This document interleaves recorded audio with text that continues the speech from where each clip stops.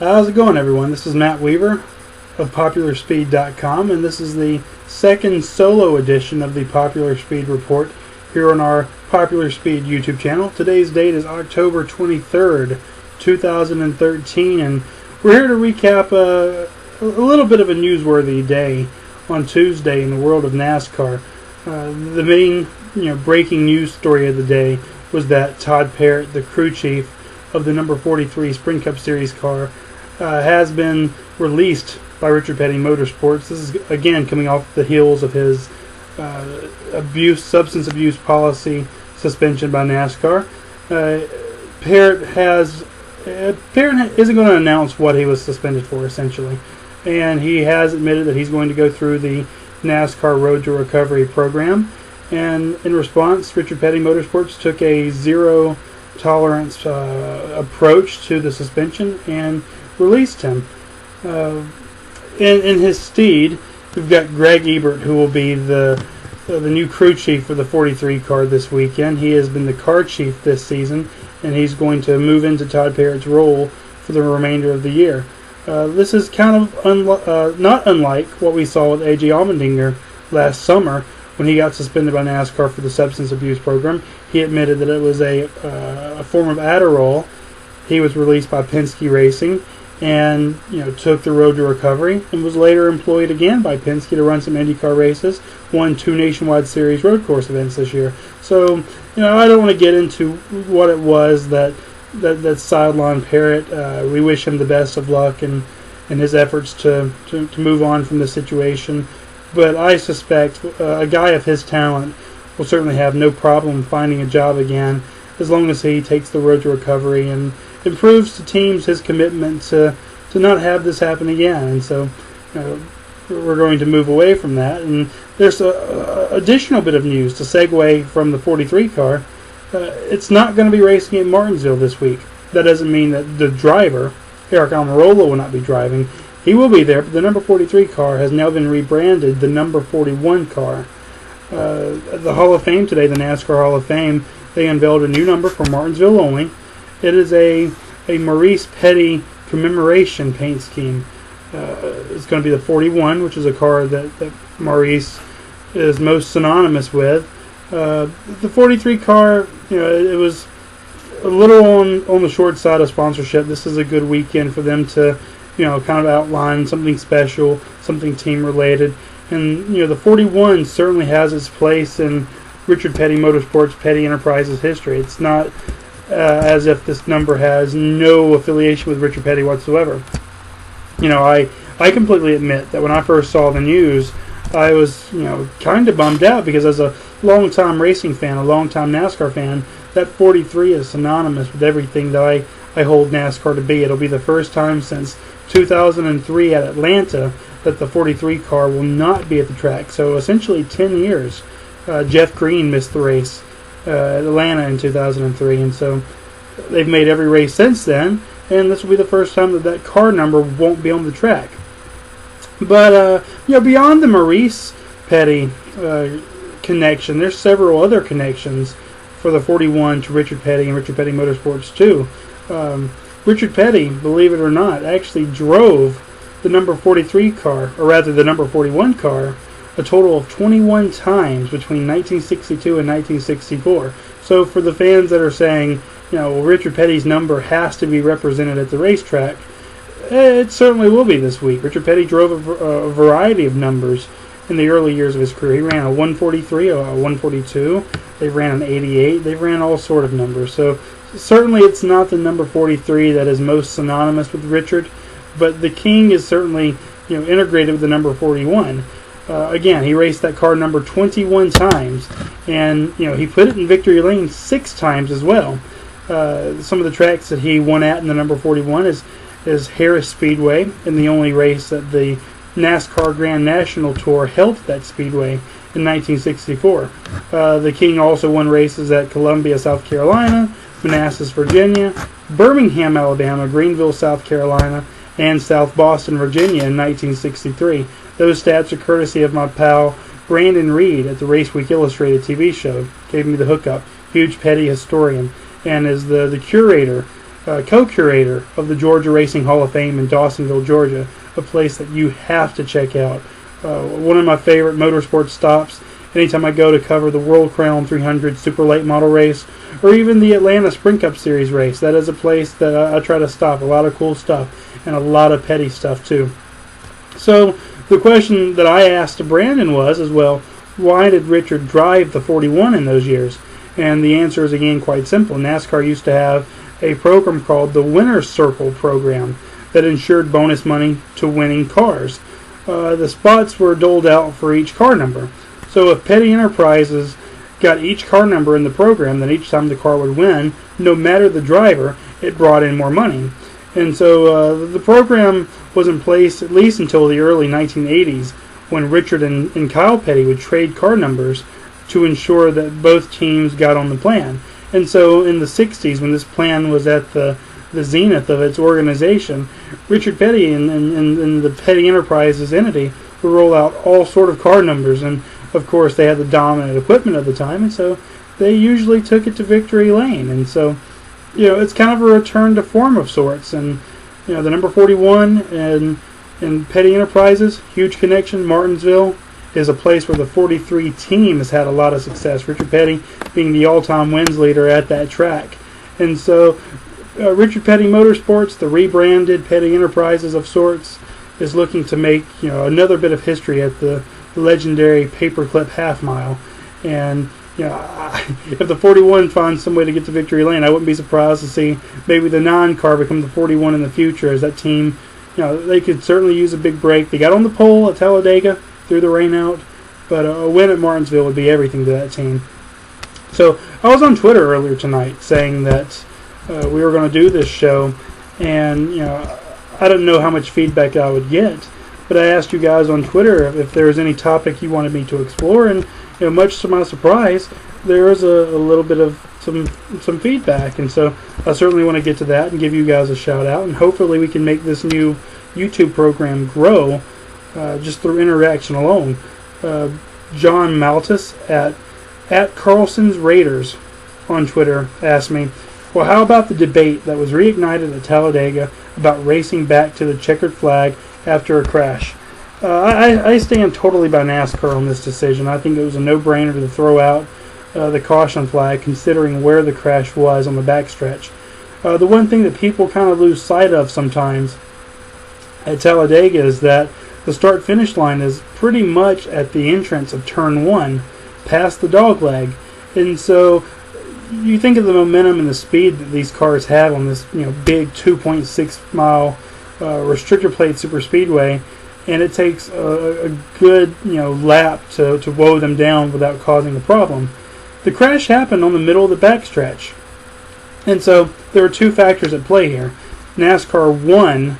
They understood that it was going to take the cars a good time to slow down, and they were just going to be getting to pace speed at the backstretch where the crash is. And two, NASCAR wanted to be able to get to Austin Dillon and Casey Mears and make sure that those guys were okay as quick as possible. And the car got airborne. Austin Dillon's number 14 got airborne a little bit, and that was quite a surprise to everyone to see a car go up in the air. And I think that kind of forced NASCAR's hand a little bit. And the only reason this is a debate, I think, is because Dale Earnhardt Jr. was the car that was in second place, and anytime that he's got a chance to win, fans are going to feel a little slighted, and I can't blame them. Between me and all of you, I think that had that race stayed green, Earnhardt was going to duck out, and somebody would have went with him coming down the front stretch, and he had the muscle, and he would have won that race. But as it stands, NASCAR threw out the yellow flag. Race ended under caution. And, I've got no gripe whatsoever with NASCAR's call there. Safety is the biggest priority, especially after the big truck crash on Saturday, which, everyone walked away. There were some slight injuries. Justin Lofton had a brief stay at the hospital. He's okay. But safety is paramount, and they wanted to make sure that Austin, who drove away from the crash, would be all right. And same thing with Casey Mears. So good call on NASCAR.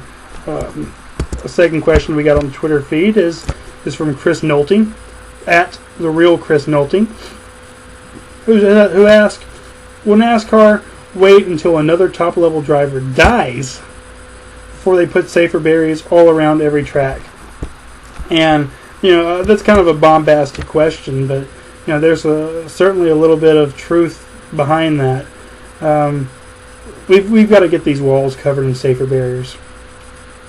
I know it's expensive. I know that it's going to be a tall task. But I think NASCAR, being the multi-billion-dollar industry that stock car racing has become, they owe it to the drivers, to the fans, to the industry itself to get these walls covered in safer barriers. And obviously for a track like Talladega, 2.6 miles, it's a tall task again.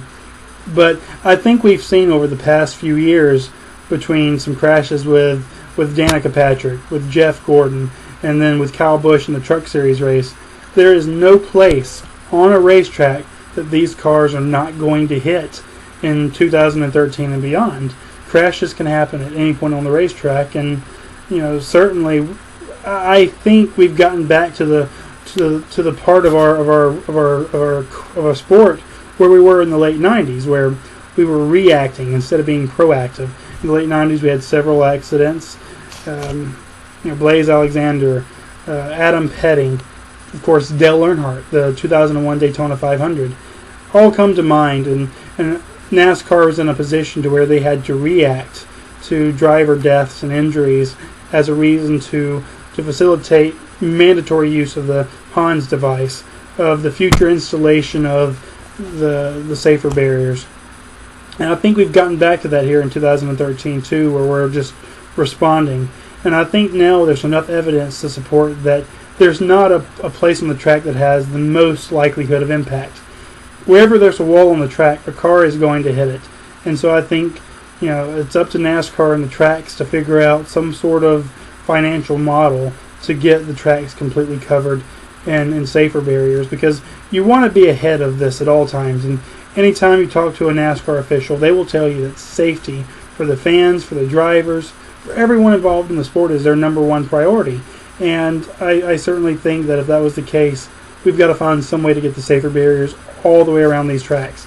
And it's a common conversation that I have with my bud Mike Neff from FrontStretch.com. His idea is that NASCAR and the home tracks program, they need to cover every single one of their short tracks in the safer barrier too. It's a great message that says we care about driver safety more than ever, and we're going to foot the bill to cover all of these tracks and safer barriers, because, and Mike brought this up, and it's a good point, that the local drivers across all these Saturday night short tracks have a higher risk of being hurt in a crash than the NASCAR guys do. Well, the NASCAR drivers are driving in, the latest technology in driver safety, and I think for the most part they're going to be okay through the average crash. But you're seeing where local short tracks this year that injuries happen all the time, and it doesn't matter where you hit on the racetrack. A lot of you know that I do a lot of work for Mobile International Speedway in Irvington, Alabama, and we've had two really serious crashes over the past 2 years. A modified driver by the name of Gerald Wilkerson, one of the most beloved champions at that track, sustained a heavy injury crashing as modified last year, and he's still having to pay his hospital costs. And the track isn't covered in walls. In fact, at Mobile, there is no outside retaining wall. You go off a hill, and that's just scary. And that shouldn't happen at the short track level. Another issue, too, we had Derek Kane Long, who ironically, or not ironically, but interestingly enough, is the brother of NASCAR reporter Dustin Long. He's the track announcer at Mobile, and he's also a driver in the Bomber stock car class. He hit a part of the tree. Again, the track isn't covered with walls, and so if you go off turn 4, trees are off in the distance, and he hit the tree 2 years ago, and it really damaged his knee, lingering effects that he still hasn't fully recovered from. He's back to driving this year, but my point is, I guess, overall, that the short tracks, these drivers have a lot more to lose because the equipment that they're driving in is not safe. So whether it's at the Saturday night short track level, NASCAR regional and touring, NASCAR national touring, I think we just need to get back to a point in the sport where we're proactive and not reactive, because we don't want to have another incident like Adam Petty or like Dale Earnhardt. That would be the worst thing for the sport, and it's always good to stay ahead of it. And that's not to say NASCAR doesn't currently care about safety. I know that's their number one priority, but again, I just want to make sure that we can stay ahead of this thing, because safety is the number one priority. And those were the two questions we got on Twitter. And so that's how we're going to wrap up this second solo edition of the Popular Speed Report.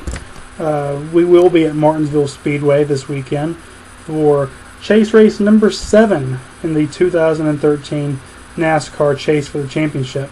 Jimmy Johnson took over the championship lead at Talladega Superspeedway last Sunday. He leads by 4 over Matt Kenseth. And we talked about it 2 days ago on the show we recorded on Monday. Jimmy Johnson's stats at Martinsville have no comparison, no equal. And if Matt Kenseth has any plans whatsoever to win this championship, he's going to have to beat him at some of his best tracks. And so it's going to be an interesting weekend. We've got the Truck Series on hand. One last note before I let you go. There's 2 drivers who I'm somewhat close to making their Truck Series debut at Martinsville Speedway. 2 guys that I've covered extensively this year in the Southern Super Series Super Late Model Tour. That's John Hunter Nemechek, Daniel Hemrick. If you guys follow me on Twitter, at MattWeaverSBN, you've heard me ranting about these 2 pretty much all week. These 2 had a pretty good battle at Mobile in June, raced side by side for 15 of the final 20 laps. Daniel Hemrick won, John Hunter Nemechek finished second, and they're taking that battle to a NASCAR race for the first time in their career. And so we're going to try to get some interviews with those guys. I'm looking forward to them running against Chase Elliott, who also has a few Southern Super Series starts.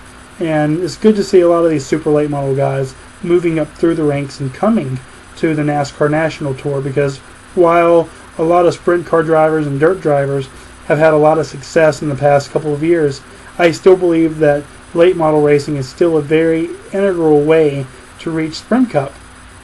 And I think that everyone who comes from a short track and super late model background that I do are rooting for their success. And it starts this Saturday at Martinsville. And so again, we'll be there. We'll talk to the guys. We'll bring you all the news and all the latest updates on popularspeed.com. Follow us on Twitter at popularspeed. Follow my account, Matt Weaver SBN. And we're going to bring you all the news and results from Martinsville Speedway. And hopefully we can record one more of these videos on Thursday night or Friday night after qualifying. And we will talk to you then. Bye.